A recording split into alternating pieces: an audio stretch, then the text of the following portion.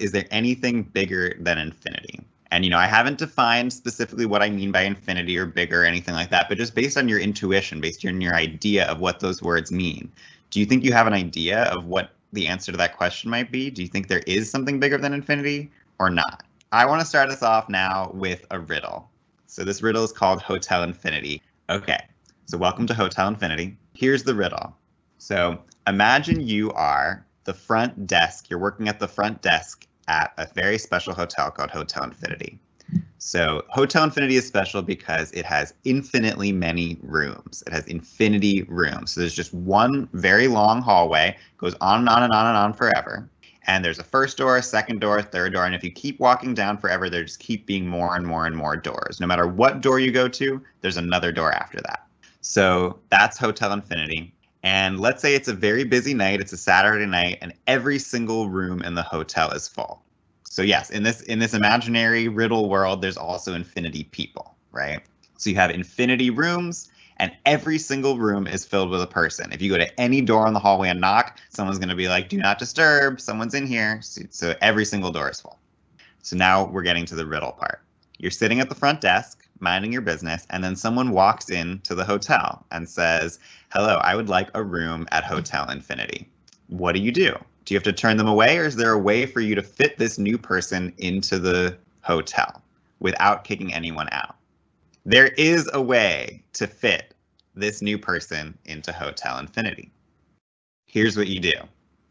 You get on the loudspeaker and you say, "Excuse me, we apologize for the inconvenience. Would the guest in room 1 please move down to room 2? Can the guest in room 2 please move down to room 3?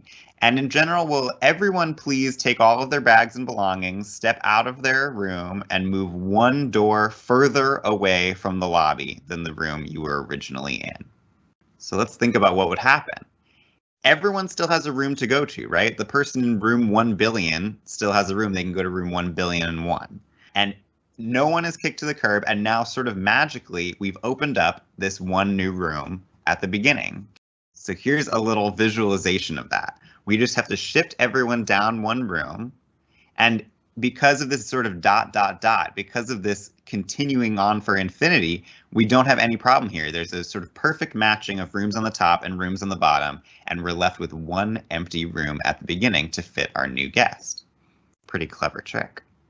So this riddle is a kind of informal proof, an informal demonstration that infinity plus 1 is equal to infinity. And the funny thing is, when I started college, I was 100% sure that I was going to study pure math. And that's a distinction, right? There's pure math, which is the sort of theoretical math without numbers that's in this book. And then there's applied math, which is more maybe the kind of math that you do if you're trying to predict what's going to happen with a virus spreading, or you're trying to do economics or something like that. And pure mathematicians are sometimes very snooty, and they say, "Oh, applied math, that's not even real math." And so when I started college, I was like, there's no way I'm going to do applied math. It's pure math or nothing. But then as the years went on, I decided I was more interested in sort of spreading out and seeing all these other things. Physics is one thing I definitely considered, but just it ended up being a logistical thing, reason that I didn't study physics. But I really love physics, and I will say that just sort of on a personal level, physics is kind of like my religion. It's kind of like how I look at the world around me and try to understand it and try to answer some of these big questions like, what are we? How did we get here? What are we doing here? I sort of think about those in kind of a physicsy way, and that's why I ended up going into the philosophy of physics, because that was an opportunity for me to take like actual physics classes and learn whatever about fluid dynamics and learn about cosmology and the Big Bang and stuff like that, but also not be doing it in a way that's just like computation and maybe trying to, like, a lot of people from physics degrees go into like engineering and stuff like that, and that didn't really interest me. So instead, this was an opportunity for me to learn physics and then get to write papers where it's like, what is a particle? or like, what is probability? What does it mean that the future is undetermined based on the present? Can you have free will if you have physics? So that's my interest in physics, and that's sort of why I went down that path. And have there been any particular people that have inspired you during your career? Ooh, people that have inspired me. This one's hard because I think people always want me to say mathematicians or physicists, but this is kind of a sad thing to say, but the more I learn about any individual mathematician or physicist, and this isn't necessarily true about people working currently, but when you talk about these historical people like Einstein and Feynman and people, the more you learn about them in their personal life, the more you realize they are not exactly role models for personal behavior. A lot of the most famous physicists of the 20th century who are sort of credited with learning a lot of the stuff that we know about the world were also people who worked on the nuclear bomb.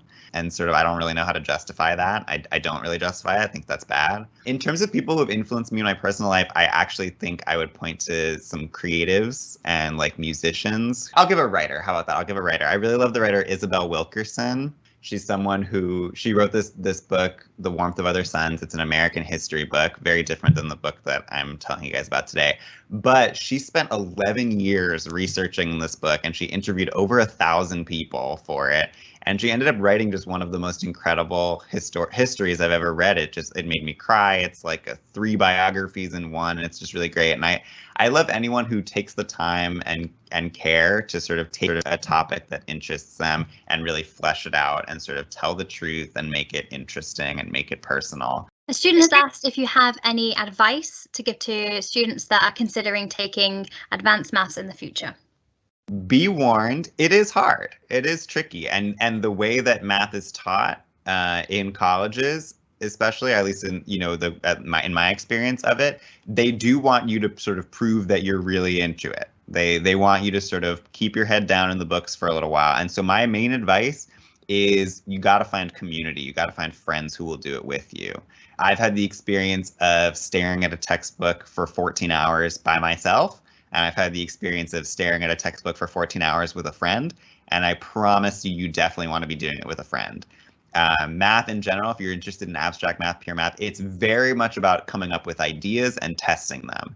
And that is hard to do by yourself. It's really great if you're sitting with someone else and you could be like, okay, what if we try this? And then they're like, okay, interesting. Okay, does this work? And you sort of start sketching things out on paper and you bounce ideas back and forth. And there's something really fun and fluid that happens there. And that's not just true of math, that's true of pretty much any field you want to be in. It's great if you can find someone to do it with. So yeah, one of the reasons I didn't end up studying math in college was because I had a hard time finding that community at Harvard. I would try to do my homework. I would be like in a class and I would ask the kids sitting next to me like, hey, do you want to do this homework together? And they would just like look away and they wouldn't want to talk to me. And so I would say, yeah, if you're gonna do math in college, make sure you find community to do it with or build community too. My name is Milo. I'm a writer and math teacher in New York. I live in Brooklyn. And I just wrote a book called Math Without Numbers. You can see the beautiful green cover there on the screen. Basically, this book is just, I wanted to tell everyone about this other kind of math that you mostly don't get access to if you just sort of, if you think about math, you're probably thinking about math with numbers, right? You're thinking about like multiplication, division, maybe some algebra, geometry, and stuff like that. And that stuff's all great. But I just wanted to let you know that there's this other kind of math. I had the very fortunate opportunity to go through a sort of alternate math program. I went to math camps. I was on the New York City math team. I competed in a bunch of math competitions. And there's this whole other very interesting, creative, collaborative kind of math that's less about numbers and computation and being a calculator, and it's more about sort of like creative problem solving. And it's about like infinity, dimensions, shapes, spaces, symmetries, all this kind of stuff that you can see some of these illustrations in the background of this picture.